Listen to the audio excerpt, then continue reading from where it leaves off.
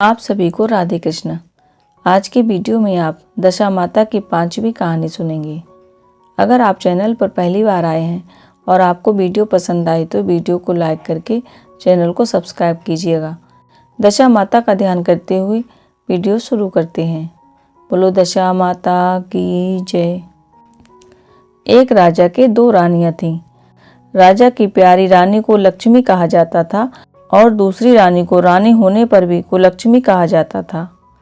एक दिन लक्ष्मी रानी क्रोधित होकर लकड़ी का पटा लेकर मलिन कपड़े पहनकर कोप भवन में जा लेटी।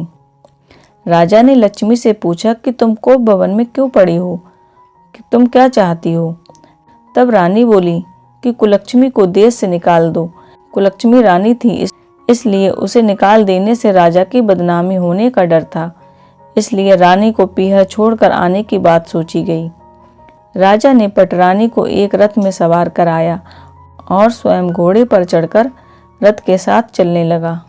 एक बीहड़ जंगल में पहुंचकर राजा ने रथ को रुकवाया। पालकी उठाने वाले को वहां से हटकर जाने को कहा। राजा रानी को उस जंगल में छोड़कर घोड़े पर सवार होकर अपने महल में आ गया। कुलक्ष्मी को बाट जोहते सारी रात बीत गई। रानी को प्यास लगी, वह रथ से उतरकर पानी की तलाश में चल दी। रानी ने आसपास पानी खोजा परंतु उसे वहां कोई जलाशय दिखाई नहीं दिया। रानी ने एक सारस के जोड़े को एक तरफ जाते देखा। रानी कुलक्ष्मी सारस के जोड़े के पीछे चल दी। चलते चलते वह एक नदी के किनारे पहुंची।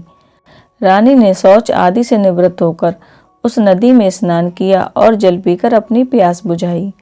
उस समय कुछ अन्य स्त्रियां भी स्नान कर रही थीं। स्नान करने के बाद उन स्त्रियों ने दशा माता का डोरा लिया। उनके पास एक डोरा बच गया।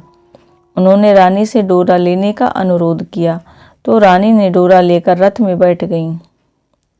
दशा माता ने रानी की परीक्षा लेने के लिए एक बुढ़िया का वेश धारण करके उसके रथ के पास आईं। वह रानी से बोली कि बेटी, यहाँ बैठी क्या कर रही हो। रानी ने बुढ़िया से कहा, पहले तुम बताओ तुम कौन हो। बुढ़िया माई ने उत्तर दिया कि मैं तुम्हारी मौसी हूँ।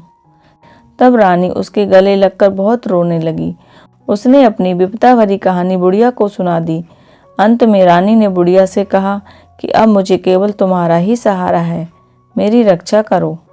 दशा माता की कृपा से उसी जगह माया का शहर बस गया। रानी के भाई भाभी आदि सारा मायका वहां प्रकट हो गया। रानी ने अपने पीहर के साथ मिलकर 9 दिनों तक दशा माता की कहानियां सुनाईं।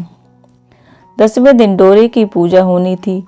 उस दिन सवेरे उठकर दशा माता ने रानी से कहा कि नदी में स्नान करके आ जाओ, वहां तुमको सोने का कलश मिलेगा, तुम उसे ले लेना और जो डोली तुम्हें लेने आए उसमें बैठ जाना।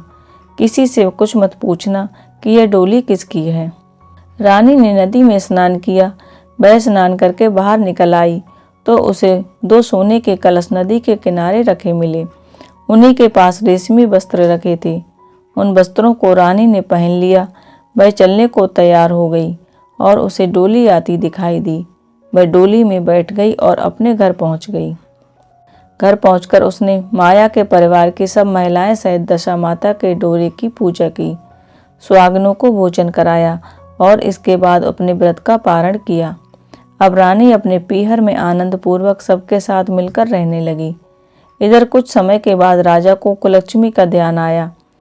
राजा ने विचार किया कि जिस दिन से मैं रानी को जंगल में छोड़कर आया हूँ तब से उनका कोई समाचार नहीं मिला। चलकर देखना चाहिए कि रानी कुलक्ष्मी का क्या हाल है। मंत्रियों ने राजा को समझाया कि अब रानी से मिलना आपके लिए ठीक नहीं होगा, परंतु राजा ने मंत्रियों की बात पर कोई ध्यान नहीं दिया। वह घोड़े पर सवार होकर उसी स्थान पर पहुंचा जहां पर रानी को छोड़कर आया था। राजा को यह देखकर बड़ा आश्चर्य हुआ कि यहाँ तो सघन वन था परंतु यहाँ रमणीक बस्ती बसी हुई है। राजा ने लोगों से पूछा, यह कौन सी नगरी है। तब लोगों ने बताया कि यह कुलक्ष्मी का नगर है। अब तो राजा के आश्चर्य का ठिकाना नहीं रहा। वह बार बार सोच रहा था कि क्या यह नगरी मेरी पटरानी कुलक्ष्मी द्वारा बसाया नगर है। राजा ने कुलक्ष्मी के महल के पास जाकर सूचना भिजवाई। उनसे अमुक देश के राजा मिलने के लिए आए हैं।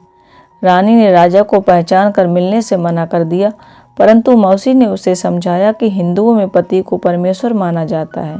तुम्हें यही उचित है कि तुम यथाशक्ति उनका आदर सत्कार करो। मौसी के कहने पर रानी कुलक्ष्मी ने राजा को महल में बुलवाया। दोपहर को राजा को भोजन बनाया गया। राजा के साथ नाई भी आया था। रानी राजा और नाई को भोजन कराने लगी।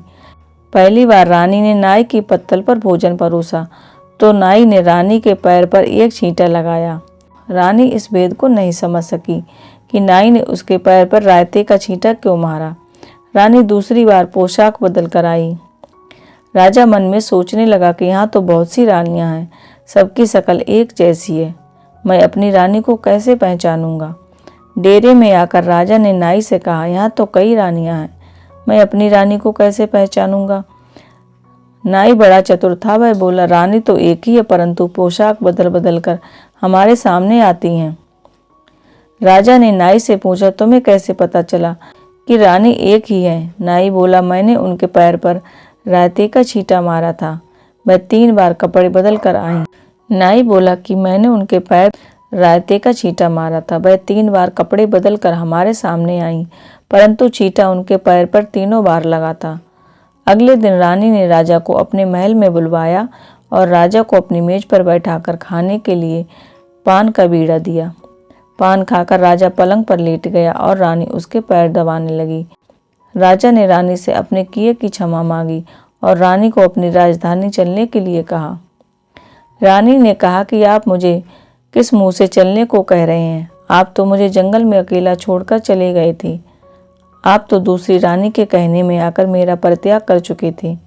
यह तो मेरी मौसी का किया हुआ है, उसी के कारण यह सब वैभव मुझे प्राप्त हुआ है, वरना आप तो मेरा सर्वनाश कर चुके थे। राजा ने रानी को बहुत समझाया।